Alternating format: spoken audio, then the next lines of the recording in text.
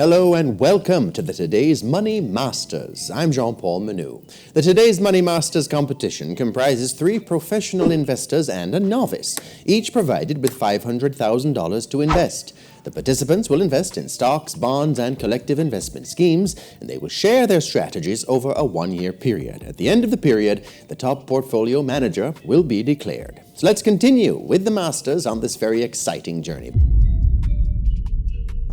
Welcome back to the Masters competition. On today's program, we are joined by Chrevaughn Legister, one of our professionals from Proven Wealth. Chrevaughn, how you do? I'm good, John Paul. How are you? I'm well, thank you. Nice to see you. Same here. Haven't seen you in a while, so we're anxious to get caught up. The TransJamaican Highway IPO was just released. Is that a good buy at this time? Why or why not? Okay, John Paul. So, that's the hottest IPO out right now. Mm-hmm. I think the verdict is in on it based on what analysts have projected. Most analysts in the market have given it a favorable recommendation, which means a buy, right? It's important that investors now understand what they're buying into. Why? Why is it so favorable? And why is it a favorable buy? Mm-hmm. This you may realize that this is what we call a brownfield project, brownfield investment. Okay. Brownfield meaning that it's mature, it already existed. Okay. Right? So, the highway has been in operation. Yes. It's governed by a 35-year concession agreement, which has about 16 years left, right? Until it comes to an end. So when we speak of the highway, we're speaking about the leg that the Highway 2000 east-west. Okay. Right? So that's 2 corridors. It runs from Kingston to Maypen, and also from Portmore into Kingston. Okay. Yeah. Right. So when we talk about a brownfield investment now, or brownfield project, we're saying that this highway has been in operation and it has shown consistent revenue, stable revenue, and stable traffic growth over time. Right.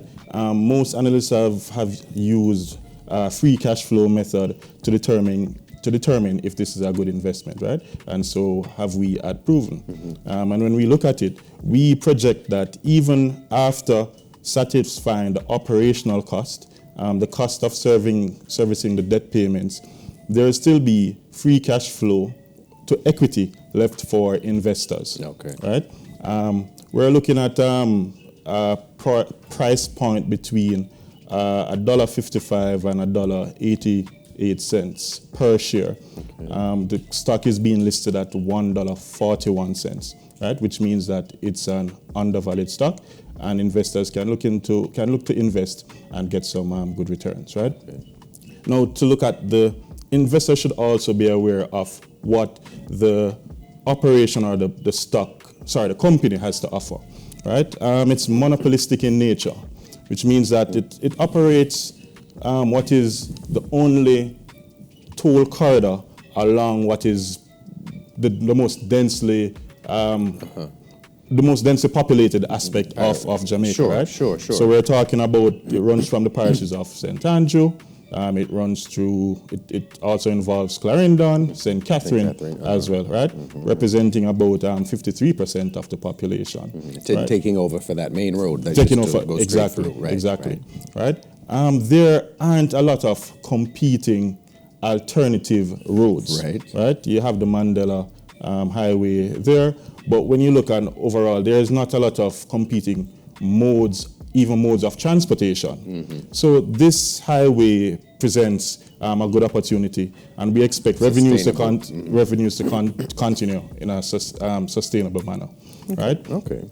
Also, I think an advantage that investors should realize as well is that even after the concession agreement ends, TJH, TransJamaican Highway, has the opportunity to extend the concession agreement, right, for another 35 years. Okay. So, this sells itself as the company, they can give some assurance. This gives some assurance that the company will continue as a going concern, right? You look at other factors such as even the board composition. The board comprises of individuals that have been in the business, so they understand the operation. So there's not much that is going to change, even though the government, through NROC, is selling their shares within the company. Mm-hmm. Okay. Those are some of the strong points for investing in TJH. I'd like to also insert the fact that this can serve as a diversification play for investors, right? Okay, meaning? So what I mean by that is most of the companies on the stock market now are financials. They're in the financial sector, they're in the distribution sector, they're in the manufacturing sector. Right? This is an infrastructure entity, infrastructure asset, right? Transportation infrastructure, to be more specific. The only other infrastructure asset that we had really was Wigton Wind Farm recently. So when I talk about diversification, this is getting another asset classification within your portfolio. One that will provide steady income streams, steady cash flows as well. Always good to have a diverse. Always good to have good. I'm pretty confident that most persons would have financial stocks in their portfolio. Right? So this is one that they should consider investing in. Okay, nice. And then I just want to mention as well that the expansion of the toll road, which is coming up, does that make it more attractive? So they have TJH has the first right of refusal for the expansion, which will run from Maypen to Williamsfield, right? That's in Clarendon, right? So the company may choose to participate, or they may not. I think it all comes down to business sense, right? So far, they're benefiting from the high volume of traffic that runs through the existing toll road. Right. I'm not sure if the Maypen-Williamsfield leg will have that volume of traffic, but I mean, I'm sure they will consider that. I think it's 2021 that leg should come on stream. And there are other opportunities that will present itself. The government is also keen on extending the highway towards Montego Bay in St. James. Right? So they will have the opportunity to bid for. So we'll keep an eye on that. That's a good one, in your opinion. Yeah, as I said, favorable recommendation. All right. We have to take a break. More with Chrevaughn Legister from Proven Wealth right after this break. We're back on the Masters competition, speaking today with Chrevaughn Legister from Proven Wealth. Chrevaughn, the market is falling, has pretty much been falling consistently. What would you recommend investors do at this time? So that's a very good question, Jean Paul. So since we've started this competition, unfortunately in July, unfortunately the market has predominantly gone south, right? And sad to say, most investors in the competition, most of us, I think all of us, we are below the principal. Right? I think it's important to realize what is actually happening within the market, what is contributing to this softening of the market, as I may call it, right?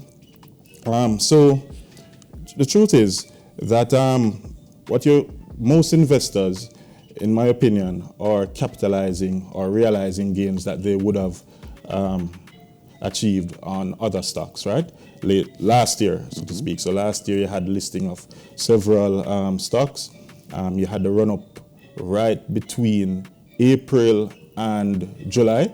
There was a sharp run-up in the market, right? So persons are now repositioning for big IPOs such as TJH, which we just discussed, and there are a couple of others that are lined up coming on stream. Exactly, right? So therefore, what I'm saying is that the softening of the market is not necessarily of an underperformance of the companies that are listed on the stock exchange. I mean, if you look, it's earnings season now, which means that companies would be providing, releasing their financial performance.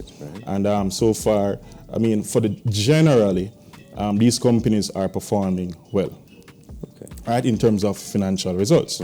So the position that I would advise investors to take in a softening market is to capitalize on falling stock prices, right? I mean, one thing that it allows persons to do is to average down on stocks that they currently have in their portfolio, right? Some persons, less seasoned investors, may think this softening of the market or the falling stock prices is bad because their portfolio is declining in value. But if you have done your sound research, and you have confidence in some of these companies that you have bought, then it provides an opportunity for you to buy additional shares in these companies at a cheaper price. Because there are most of these companies are showing strong fundamentals. If you are looking at the business environment, your projections for earnings is positive, you believe that the balance sheet is solid, then I see no reason why you shouldn't be capitalizing on these falling stock prices. Okay, and doubling down on the ones that you have already, etc. Exactly. So, okay. And getting into new ones as well. I mean, truth is that there may be some stocks that months ago you probably found the nominal value of these stocks to be unaffordable, right? Based on your liquidity constraints. Right, so now it's time to get into the market, look at stocks that you believe are undervalued, stocks that persons aren't even paying attention to, right, and get those. Okay, so it's not a time to freak out. It's actually to put a positive spin on it. What goes down must come up, so you're looking forward to a gradual... John Paul, I'm happy that you mentioned not a time to, freak out. I mean, what this market now is teaching investors, right, whether and more so the less seasoned one, is to ride the wave, right? There, in recent times, we have been so concerned with catching IPOs, but then not a lot of investors think about what do you do after you have caught the IPO. Right. Remember, what we're seeing now is a cyclical nature of stocks. Sure. Right? So you catch an IPO and it may bounce meaning that the price may shoot up, but then what do you do then? Right. Because you may still have stocks in your portfolio, and the cyclical nature of stocks is that they can be volatile over time. Okay? Right. Good. All right, cool. So, name your top 2 buys in the market as we wind down for today. All right, so I'm going to start off by making a disclaimer.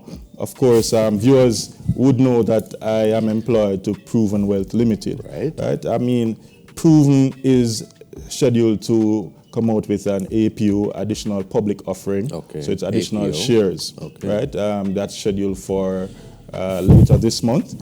I mean, that is one that investors can look out for. Okay. They can do their own due diligence on Chrevaughn. I'll try not to sell the stock, right? Okay. And also, I believe that Honeybun, I have my eyes on Honeybun. This is because they have retooled. They have done some expansion in their warehouse, their infrastructure, right, their plant. This was done last year. They are looking for greater market share. The earnings have still been favorable, even though they have also expanded their staff. They are still operating efficiently as well. And we're coming up to the Easter season where Honeybun usually, makes a good amount of profit from this season. They usually capitalize on it. So those would be my 2 picks. All right, nice. Well, we'll leave it there today. Thank you so much, Chrevaughn Legister, for speaking with us today. It's been a while, so we'll see you in a couple of weeks. Yes, hopefully with a positive portfolio value as well. Yes, well, we look forward to that. Sure. Cool. That was Chrevaughn Legister from Chrevaughn Wealth speaking us and giving us his tips for this week. Join us next week, same time, for another exciting episode of the Masters Competition as we'll meet with another participant. Follow the pros and the one novice each week on the Masters Competition. Listen and analyze the strategies with the Masters on Radio Jamaica, Thursdays at 8:45 a.m. as they challenge each other to stay ahead. Also, look out for their portfolios in the Sunday Gleaner. The Masters Competition is a product of Today's Money Limited, brought to you in partnership with NCB Capital Markets Limited, Money Masters Limited, Credit Union Fund Management Company Limited, and the Jamaica Stock Exchange. I'm Jean-Paul Manu. The Masters is another fine product from Today's Money Limited.